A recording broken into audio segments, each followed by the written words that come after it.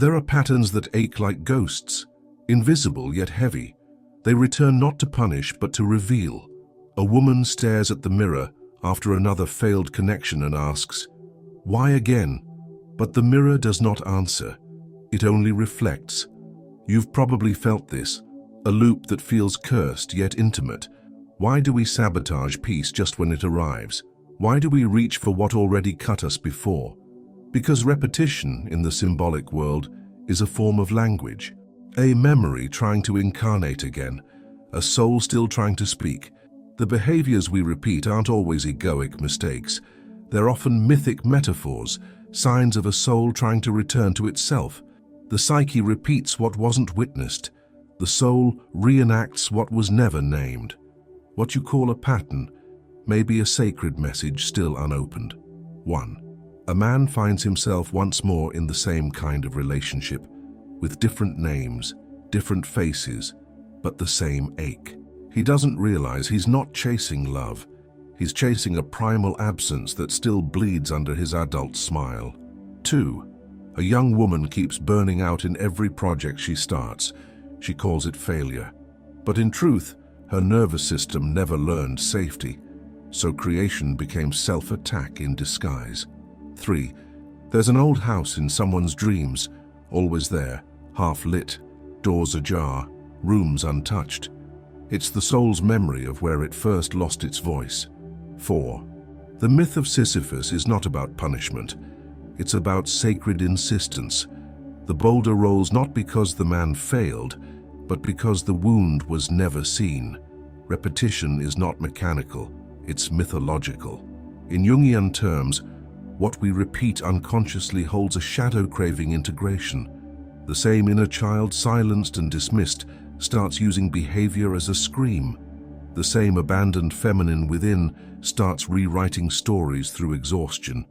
The ego hates what it cannot control, and the soul speaks in exactly that tone. These aren't habits, these are hauntings. The soul becomes symbolic when it has no other way to be heard. Behind the repetition lives the self, not broken, but split, fragmented, archetypal. Our nervous system memorizes trauma, but our symbols hold the way home. Your pattern is not a punishment. It's a myth you keep reliving because the meaning hasn't been found yet. Have you ever felt like you're stuck? Not because you don't know better, but because something deeper keeps pulling you back. Do you feel shame for a behavior that keeps returning? Yet, secretly, it feels ancient, like it belongs to someone older than you. Do you fear you'll never break the loop? What if the loop is the soul's ritual, not a prison? Tonight, before sleeping, close your eyes and ask your repeated behavior. What are you trying to protect me from? Don't rush the answer. The soul speaks in symbols, not logic. Write down what comes, even if it's just a word. It may be the first time that behavior feels heard. What repeats doesn't want to hurt you. It wants to awaken you. Movement isn't always life. Sometimes it's the soul fleeing its own silence.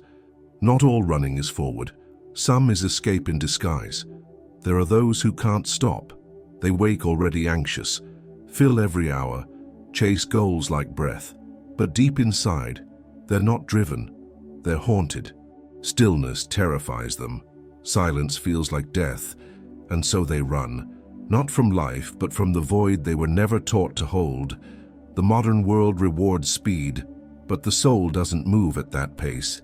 It waits, quietly, until we remember how to sit still with what hurts. Stillness isn't absence. It's a sacred space, a threshold. But to the wounded psyche, silence feels like abandonment. The addiction to activity is not always ambition. It is often trauma, spiritualized. Every time you escape stillness, you abandon the altar of your soul. 1. A woman burns incense, lights candles, chants mantras, but never sits. Every ritual becomes a task. Her soul watches, unfelt. Her rituals are beautiful, but hollow. 2. A man travels compulsively.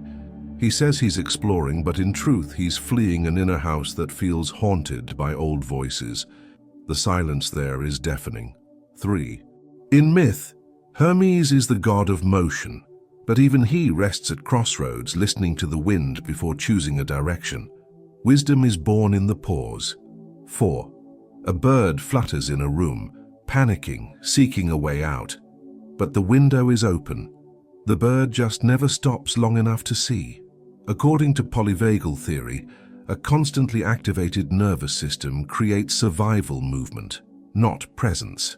What we call drive is often a dorsal state of dissociation, masked by overfunctioning. The soul, unlike the mind, speaks slowly. When stillness triggers panic, it's not laziness we're fighting. It's a memory, a child left alone too long, a moment when silence meant danger, an ancestral void passed through generations where silence was filled with ghosts. So we fill our calendars, scroll endlessly, even meditate with urgency, but none of it touches the real silence, because stillness is where the soul lives, and the soul cannot shout through noise. It waits for stillness to whisper its name. Do you struggle to rest even when tired? Does silence feel like suffocation? Do you feel more comfortable doing than being? What if your hyperactivity is not energy, but grief in motion? What if the soul is asking not for action, but for presence? Choose one moment today to do nothing, not a task, not a goal.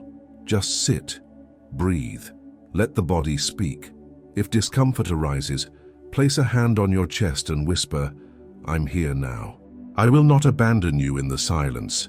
Stay for 3 breaths more than you want to. The soul may begin to trust you again. Stillness is not emptiness. It is the sacred room where your soul returns to breathe. The voice that punishes you once tried to protect you, but now it wounds in the name of clarity. Judgment is often just pain wearing a crown. There's a voice that never stops. It corrects you before you speak, blames you before anything goes wrong, whispers, "Not enough," when you're finally still. This voice didn't appear from nowhere. It's old, inherited. Sometimes it sounds like a parent, sometimes like your own fear of existing. You may think it's your conscience, but it's your shadow dressed as authority. The soul does not judge, it mirrors. But when the mirror is cracked, even your light looks wrong. Self-judgment is not clarity. It's the echo of an internalized wound. It is a ritual of self-punishment mistaken for discipline. Behind every harsh inner voice is a sacred part of you asking to be seen without shame. The soul doesn't want perfection. It wants integration. 1. A girl receives praise but hears only flaws, not because others criticize, but because her mind does it first, faster than love can arrive. 2. A man wakes up every day with a to-do list that feels like penance. He calls it productivity, but beneath it is the fear, if I slow down, I'll be nothing. 3. A mythic judge sits in a dark courtroom inside the psyche, sentencing every gesture. The gavel echoes through the soul, but no crime was committed. 4. In dreams, a person tries to paint, but every time the brush touches canvas, a voice screams, "Wrong." Eventually, the dream fades to gray.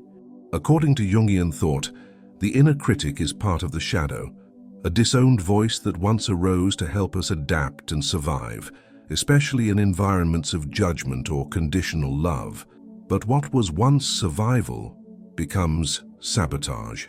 The soul fragments to accommodate this voice, and the more we listen to it as truth, the more distant we become from the self. Self-judgment is often confused with self-awareness, but awareness invites wholeness. Judgment divides. From a neuro-emotional lens, chronic inner criticism activates cortisol patterns similar to trauma replay, keeping the body in defense, even when there's no threat. The soul in this state can't rest. It performs, hides, overcorrects, until it forgets who it really is without the voice. That voice is not your truth, it's your old scar, still bleeding in syllables. Do you ever feel like nothing you do is quite enough, even when others say otherwise? Do you replay mistakes in your mind, as if punishing yourself will make them disappear? Does silence feel dangerous? Because that's when the voice returns. What if you are not flawed? What if you're just carrying the residue of a wound that was never yours to hold? Tonight, write a letter from your inner critic. Let it speak, let it blame, let it rage. Then, respond to it, but respond as your soul would. Not to silence it, but to listen. Ask it gently, what are you afraid would happen if I loved myself as I am? This may begin a sacred dialogue long overdue. The voice that judges you was born to protect you. But now, you must protect yourself from that voice. Sometimes we don't fall in love, we fall into a memory. We repeat not because we forget, but because we hope to rewrite. Love can become the echo of an ancient wound, still asking to be seen. How many times have you said, "This time it's different," only to meet the same pain again? It's not always naivety. Sometimes it's a sacred pattern, the wound choosing familiar forms, trying once more to be held. You don't fall into toxicity because you want to suffer. You fall because part of you still believes love must feel like survival. That's what you knew first. Affection tangled with fear, presence mixed with punishment, touch that came with a price. So you return, not to be hurt, but to find the lost version of yourself that first met that pain. What you repeat in love is not always desire, it's ritual, a symbolic reenactment of unhealed absence, a search for completion through projection. The soul is not addicted to suffering, it's trying to complete a sentence that was once interrupted. And every heartbreak is the unfinished chapter, calling for the original grief to be seen. 1. A woman always chooses partners who can't stay. She thinks she has abandonment issues, but in truth she's trying to recreate the moment her father left, this time hoping someone will choose her. 2. A man keeps being drawn to chaos, loud, unstable, intense. He says he hates drama, but his nervous system was wired to call danger home. 3. In dreams, someone knocks on a door again and again. No one answers. They keep knocking.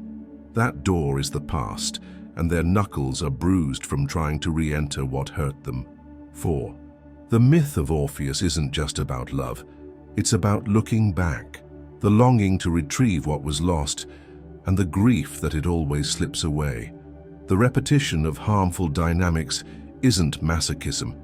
It's a trauma ritual unconsciously seeking resolution. Jung would call this enantiodromia, the return of the repressed in opposite form. We chase love in others that we couldn't give ourselves when we were still voiceless. Attachment theory reveals how early emotional wounds condition our patterns. Anxious or avoidant behavior, hypervigilance, emotional fusing. But deeper than theory, there is myth. The myth of the lost child, the sacred wound, the betrayed self. And every harmful relationship becomes a theater where your inner child tries to retell the story. But this time, hopes for a different ending. Yet the soul doesn't want the ending to change. It wants you to awaken mid-scene and walk off the stage. Have you ever looked at someone and realized they feel exactly like the one who hurt you? Do you keep choosing what wounds you?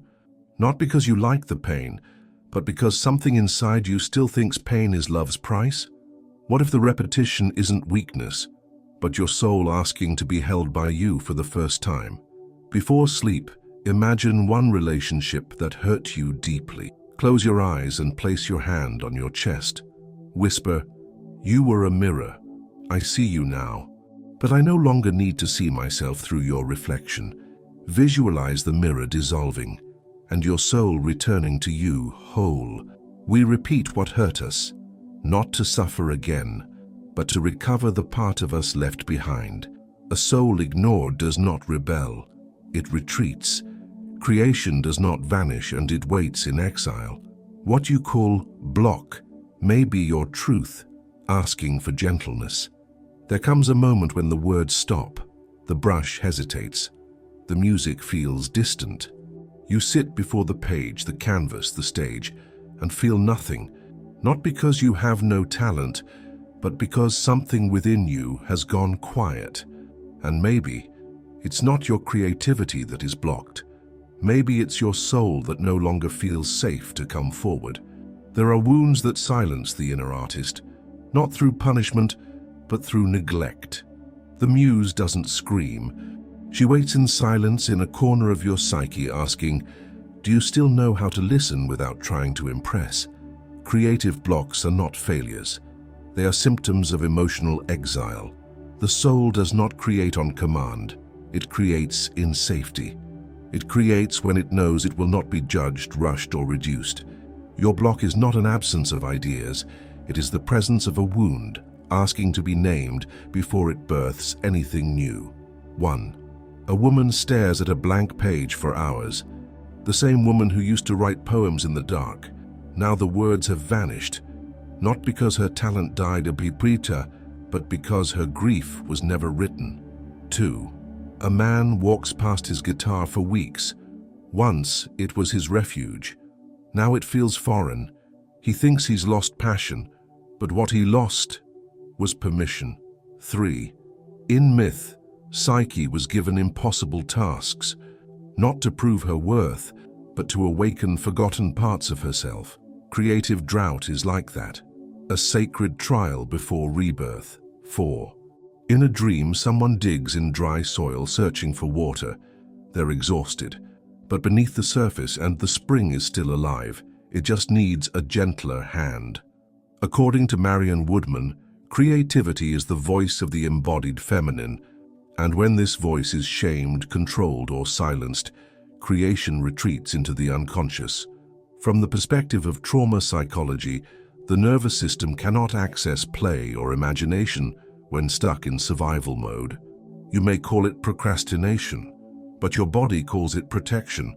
When the soul senses threat, even emotional, it hides the creative instinct beneath layers of fear. Jung saw creative acts as active imagination, dialogues with the deep psyche that require intimacy, not performance. So if your creativity has vanished, it's not that you're broken. It's that your inner world is asking, will you create from truth, model from expectation? Do you feel shame when you can't produce? Have you stopped trying, not because you don't care, but because it hurts too much to fail again? Does creativity feel like a wound now, not a gift? What if your block is your soul saying, I won't be used, I want to be met? Sit in silence for 10 minutes. Place an object that once inspired you before you. A journal, a song, a photo. Place your hand on your chest. Breathe slowly, whisper, I won't force you, but I miss you. If you ever want to return, I'll be here listening. Then simply stay. No goal, no pressure, just presence. Creation may return when it feels your truth again. The soul doesn't create to perform, it creates to remember itself. To not belong is a sacred wound. It's not just loneliness, it's a spiritual memory of another home. The exile you feel may be your soul remembering who you were before you adapted. Some carry a silence deeper than words. They walk through crowds but feel invisible. They laugh at dinners, speak at meetings. But inside, something aches like a forgotten language. Not fitting in isn't new, it's ancient. A memory in your bones that you once lived in a place or a way where the soul was seen. Now, you wear masks, say the right things, perform roles you never chose. And still something inside whispers, this isn't home. That whisper isn't weakness, it's the compass of your authentic self, still alive beneath the performance. The feeling of not belonging is not a flaw. It's a spiritual initiation, a sacred dissonance that invites you to return, not to a group or identity, but to the original rhythm of your soul. Exile is the first step of every mythic journey. You feel like you don't belong, because the place where you do hasn't been built yet. It's waiting within you. 1. A child grows up pretending. They laugh louder to fit in. They study what's expected. But in the dark, they write poetry to a God they're not sure exists. That's where they belong. 2. A man succeeds in everything: career, status. But one night, sitting alone, he realizes he was never present in any of it. He lived in exile from his own pulse. 3. In myth, the hero often begins outside the village, exiled, misunderstood. But that exile isn't punishment, it's the soul being marked for the journey. 4. A dream shows a person on a train that never stops. They look out the window and see forests, oceans, stars. But no one else looks. They are alone in awe, and that solitude is sacred. From the lens of soul psychology, the feeling of not belonging is often the first sign of awakening. It signals a rupture between the performed self and the authentic self. James Hillman spoke of the acorn theory, the idea that each soul carries a unique image it longs to grow into. Not feeling at home is often the acorn knocking from inside, asking to be seen. The psyche rebels when it is confined. It whispers through anxiety, numbing, or disassociation, not because you are broken, but because your essence was never mirrored. In attachment trauma, this misattunement leads to false selves, pleasing, performing, surviving. But the soul doesn't want survival, it wants presence. And true belonging only begins when the masks fall, even if it means standing alone for a while. Do you feel more yourself when alone, but ashamed to admit it? Have you ever left a gathering feeling more empty than when you arrived? Do you carry a silent ache, not just to connect, but to be seen without needing to shrink? What if that ache is your soul asking to come home, not to a place but to itself? Tonight, light a candle, even if only in your mind. Sit in silence and whisper, "I release the need to belong where my soul is not met." Then say your own name slowly. Like a mantra, like a spell, feel how your name holds your story. That is the place where you belong. You were never meant to fit in. You were meant to remember and return. What the world calls too much may be the exact depth the soul needs to feel whole. Sensitivity is not fragility. It's spiritual perception untrained by society. There are those who cry at the smallest gesture, who feel the energy of a room before a word is spoken, who sense when something is off, even if no one else notices. They were told, "You're too sensitive," so they learned to hide, to harden. But inside, they never stopped feeling, only stopped sharing. This isn't weakness. This is soul listening. In a world that numbs, the sensitive one aches, not because they are broken, but because they remember what wholeness should feel like. Emotional hypersensitivity is not a flaw.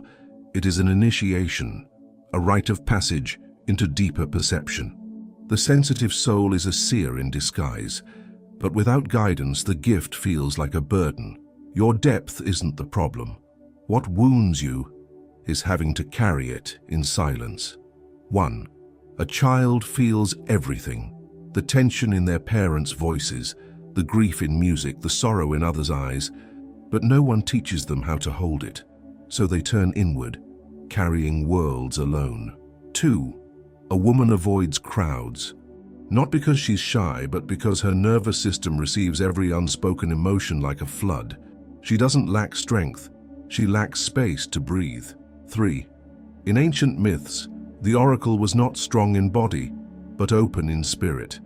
Sensitivity was the price of access to the divine. 4. A dream. Someone walks barefoot through a city. Each step hurts, but as they bleed, they begin to hear songs from the earth itself. Pain became tuning. In Jungian terms, sensitivity is an expression of the anima, the soul's perceptive, emotional, and intuitive aspect. But when the anima is wounded, she becomes overwhelmed, flooded by emotion, disconnected from containment. Polyvagal theory explains how hypersensitive systems often stem from early environments where safety was inconsistent. The body became hyper-alert, scanning for threat. But this same wiring, in a safe context, becomes the gift of deep attunement. You don't just feel your emotions. You absorb atmospheres. You translate the invisible. That isn't dysfunction. It's spiritual capacity waiting to be ritualized. Sensitivity becomes suffering only when there's no container, no sacred frame to hold the gift. The soul doesn't want to shut down. It wants to be held while wide open. Do you cry without knowing why? Avoid confrontation not from fear, but because the energy feels violent. Do you feel everything, but often wish you didn't? You're not broken, you're porous, and that is sacred. Tonight, place both hands on your chest. Breathe slowly. Whisper, "Sensitivity, I welcome you." Not as a burden, but as a guide. Write a short letter to your sensitivity. Thank it. Forgive it. Ask how it wishes to be cared for. Let it respond. Your pain isn't a flaw. It's a signal that you were born to feel what others forgot. Rest is not inactivity, it is surrender. But how does a soul surrender if it was taught that rest equals danger? When the womb becomes a battlefield, sleep becomes a rebellion. Some don't remember the last time they truly rested. Even in sleep, their mind runs. Even on vacation, their chest is tight. Even in silence, their nervous system keeps whispering, "It's not safe to stop." This isn't laziness. It's not ambition either. It's spiritual exhaustion. A soul stuck in survival, unable to land. The body doesn't trust, not because it is flawed, but because it remembers nights when stillness meant threat, when no one came, when rest meant neglect, when sleep opened the door to nightmares. So now, even when life calms, the body keeps running from ghosts that never received a funeral. Restlessness isn't always mental, it's mythic. The inability to rest is not a productivity issue, it's a spiritual rupture. Her body that doesn't rest is a soul that never felt held. True rest isn't about sleeping, it's about trusting life again, and trust is rebuilt through ritual. 1. A woman lies in bed, eyes open, heart racing. Nothing is wrong, but her body acts like war is coming. It's not insomnia, it's a trauma echo. 2. A man meditates, breathes deeply, chants mantras, but still can't stop his mind, because no technique works if the body never learned safety. 3. In dreams, someone walks endlessly through night streets, searching for a place to sleep. Every door is locked, every window dark. It's the psyche, searching for a womb it never knew. 4. In ancient myths, the earth goddess only gave harvest after rest, but modern souls till their inner soil without pause and wonder why nothing blooms. From a nervous system perspective, chronic restlessness often signals a body trapped in sympathetic arousal, a fight-or-flight state encoded by early or generational trauma. But beneath the biology, there is archetype. Jung speaks of the Great Mother, the feminine principle of nurturance and containment. When this archetype is wounded, the inner world becomes hostile. The soul doesn't descend, the body doesn't soften. There is no inner womb to return to. Sleep then becomes terrifying, not because of the dark, but because of the vulnerability.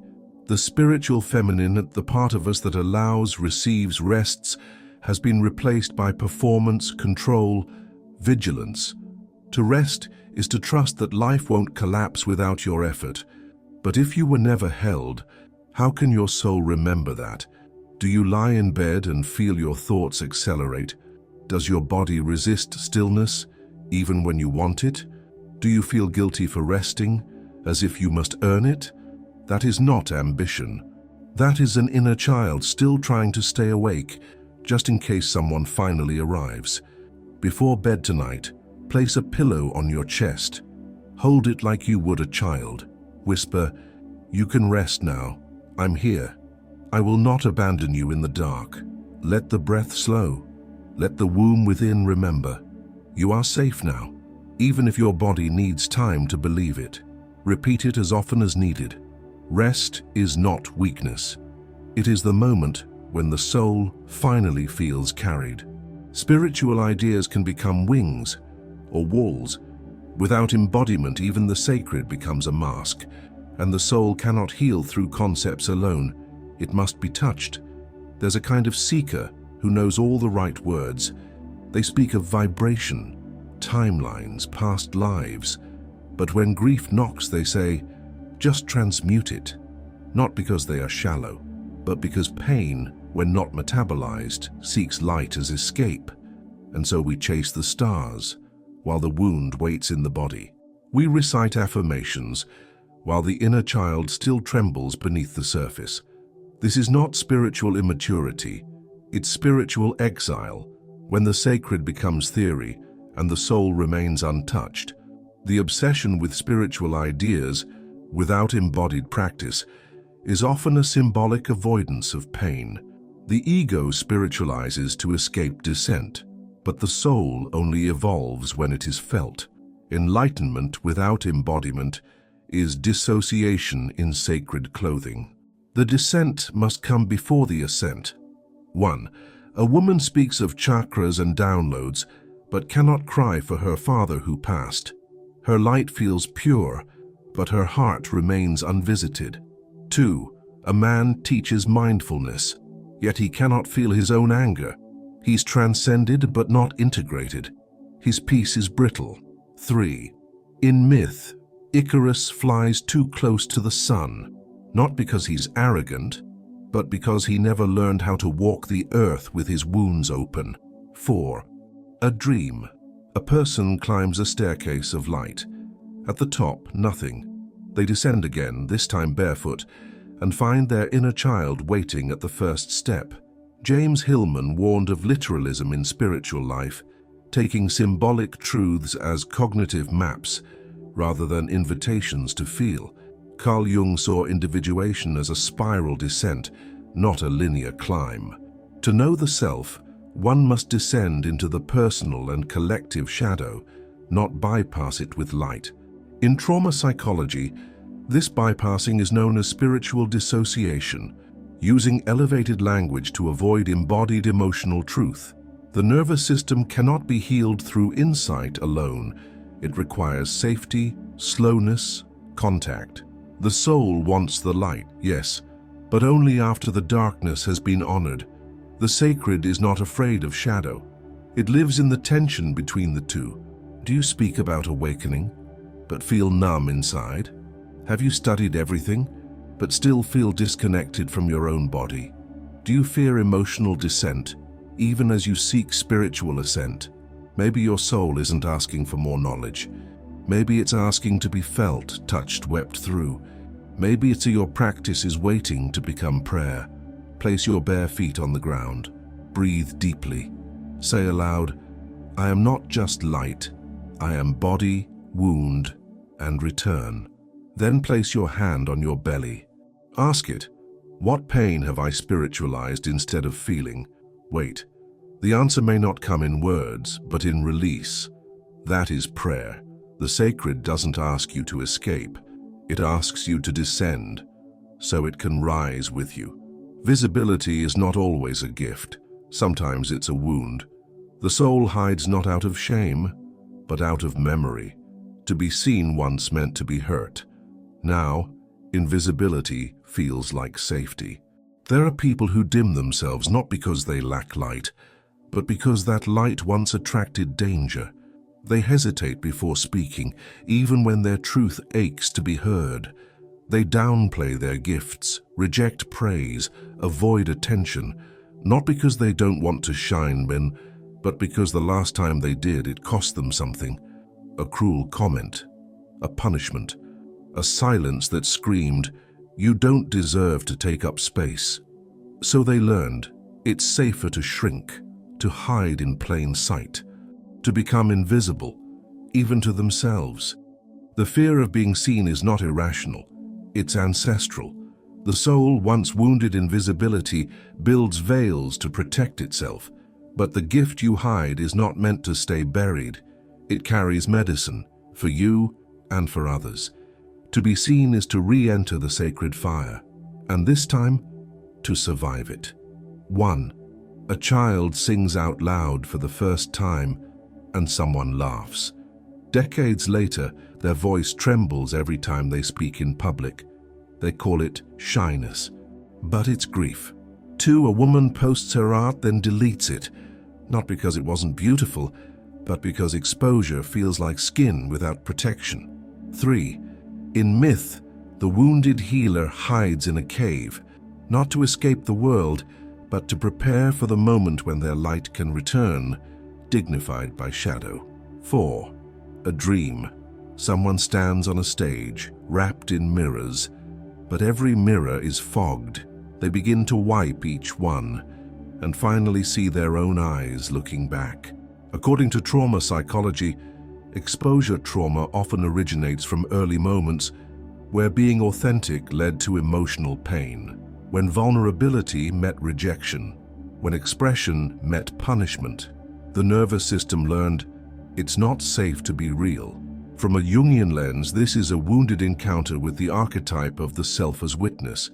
Instead of being mirrored with love, we were fragmented by judgment, and so the soul hides, not because it is weak, but because it remembers.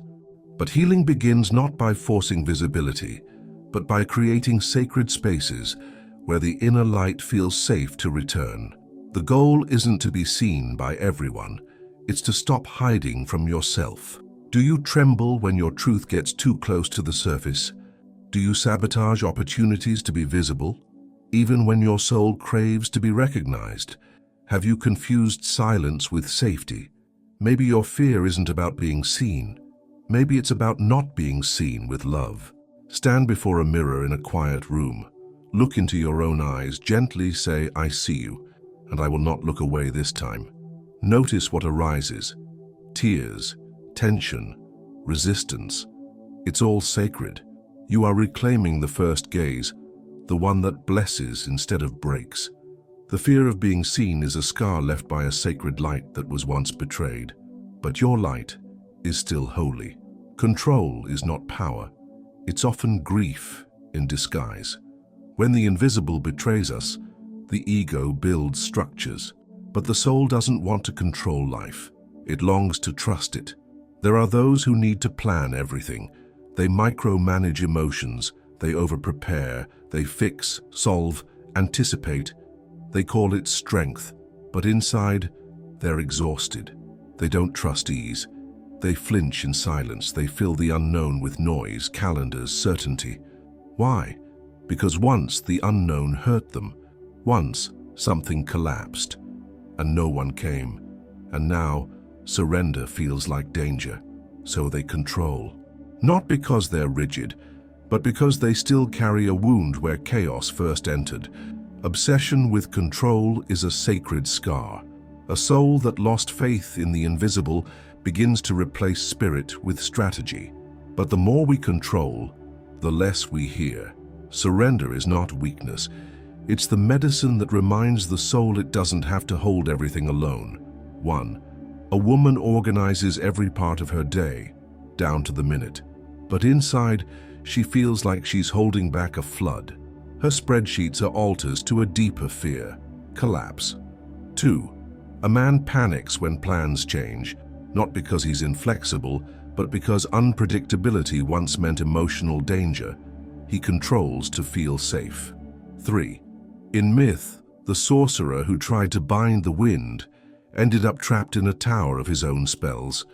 Power without trust is a prison. 4. A dream. Someone tries to hold water in their hands. The tighter they squeeze, the faster it slips away. When they finally open their palm, the water stays. From the lens of neuropsychology, control is often a strategy rooted in trauma, a protective mechanism when the nervous system has been flooded or shocked by chaos. The body tightens, the breath shortens, and the mind seeks plans, not peace. But beneath this, we find the spiritual wound of the broken trust. The inner archetype of the Divine Mother, the holding field, was absent or inconsistent, so the psyche internalized a message: if I don't manage everything, I won't survive. Jungian thought sees this as the wounded masculine: all structure, no surrender; all doing, no being. But the soul doesn't evolve through control. It grows through yielding, through learning that the invisible can, once again, be trusted. Control may protect the ego, but only surrender heals the soul. Do you feel anxious when things don't go according to plan? Do you resist letting others help, even when you're tired? Do you confuse control with safety? Maybe your soul isn't craving more plans. Maybe it's craving permission to trust again. Tonight, write a list of everything you're trying to control. Now choose one. Whisper, I release the illusion of holding this alone. I open space for the invisible to guide me. Burn or bury that list as ritual, not as abandonment, but as an offering. The sacred enters where control lets go. The invisible didn't abandon you. It's just been waiting for your surrender. The soul never speaks in logic. It speaks in loops. A symptom is not just a problem. It's a message wrapped in metaphor. And everything that repeats is a symbol asking to be remembered. What if your insomnia isn't just stress, but a soul that's afraid to sleep? What if your patterns aren't dysfunction, but mythic reenactments waiting for a witness? What if the ache you keep pushing away is actually your most sacred teacher? You weren't meant to decode life through perfection. You were meant to feel your way back through the fog, through the fragments, the false starts, the holy repetitions. And when you do, the pattern breaks. Not because you finally controlled it, but because you finally listened. Every symptom contains a symbol. Every repetition holds a voice. When the soul is ignored, it repeats. When the soul is heard, it integrates. You don't need to fix everything. You just need to feel what has been waiting to speak. Through your wounds, through your silence, through your loops. To listen is to heal. 1.